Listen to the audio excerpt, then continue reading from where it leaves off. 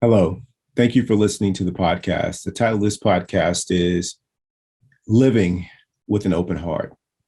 What inspired it was just moments before recording this podcast, I came across a book that was in my office that I haven't looked at in a while. And this book was given to me by members of our community at the time to celebrate my birthday. I don't know which birthday it was, but thankfully there have been plenty others since that time. And it was all the adventures that we had from all the places, on the lake, swimming, doing all kinds of like healthy stuff. And in the book, people just really, said, "Happy birthday, Keith." And they wrote like what I've meant to their lives and their families' lives and their kids and things like that over the years. Some of the things that were said was, "Hey, Keith, thank you for being, a great friend. Thank you for helping me disappear, stories about loved ones or life situations that were causing me suffering and preventing me to move on in a healthy way. Thank you for inspiring me to go and pursue my passion as it relates to career or helping me repair a damaged relationship with my family." And they helped me do the same thing along the way as well. And so a lot of these sentiments were expressed in this book probably about 8, 9 years ago. And then a lot of those friendships went into a different direction. The friendship ended. And it wasn't an ideal ending in terms of, hey, I got this new job or I got this new adventure that's taking me, somewhere else. No, it was something that happened 7 years ago that people chose sides on. And some people chose that, hey, Keith isn't who I thought he was, or I disagree with that. And so I'm going in this direction. And so it wasn't like, I would say, a healthy parting. But what I will say is that while it wasn't ideal, for some people, it was suffering that they experienced. And whether it was, again, because I didn't live up to their expectations. But for me, it was an opening. And the opening was that I was not going to suffer. I was going to be incredibly grateful for all the contributions that these friends had made to my life over the years. I was struck with how grateful I was, even during that period. And I didn't quite have a practice yet. All I knew is that I didn't want to live another day suffering like I had in the past whenever a relationship ended, whether it was someone who I was dating, or I felt in my mind that a family member had let me down, or I was grieving over a loss. I knew that I wanted to minimize suffering so that I could experience all of the joy that life has to offer. And what I was also struck by was, as I read those words that people shared, my heart was open. It was really open, because some of the people that chose to go down a different path, they had some pretty pointed comments, for me as they went into a different direction. And initially, I guess I was a little stung by it, but at no time did I say, "Well, but look what you wrote just like a year or two ago about, like, you said all these great things and now you feel this way." I didn't have any of that.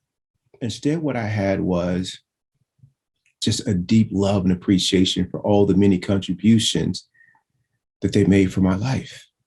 And even looking at it years later, I didn't have any negative emotion that came up for me, which must mean, at least in my mind, that I am not attempting to keep an open heart or to love unconditionally, but I'm actually living that way. And so perhaps there's steps into getting that. The first step is to, I guess, experience the suffering and say, listen, I want something different. So I'm going to practice trying to lead with an open heart. And then you do that practice over time, consistently on a daily basis with other people, other situations. And then over time, it becomes like breathing for you, as it has for me. And before you know it, you're not just simply have the intention to lead with an open heart. You're actually living it. And so for each person, as I read in that book of what people said, it humbled me that people thought that way, at least, at least at that time anyway. Uh, but I was also firmly rooted in deep gratitude that my practice was in full effect and that it was not conditional. Like in no time, as I read the people that are still connected with me, I read their words with the same kind of gratitude and humility that I read the words of the people that had some pretty hard things to say as they disconnected from the group. And again, that's a reflection of living it. As you, if you listen to the podcast before, I've often, shared that how people show up is their path. How I show up is my path. And it's one thing to say it, it's another thing to live it. And I am just filled with gratitude that I'm living it. I don't know if I would have, if I had not come across the book, a few minutes ago, that I would have been clear that I'm actually living it on a daily basis. And I also understand that just because I'm living it in this moment doesn't mean that I will be living it in the next moment unless I make a conscious effort to stay committed to this path. And there are going to be a lot of things that are going to happen in my life, in your life.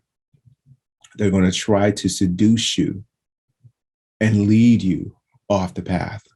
There'll be a family member who says or does things that would normally be a trigger to you that you're going to lean into, not identify with. So you're going to lean back if the emotion comes up, but you're going to lean into the experience of seeing this as your practice.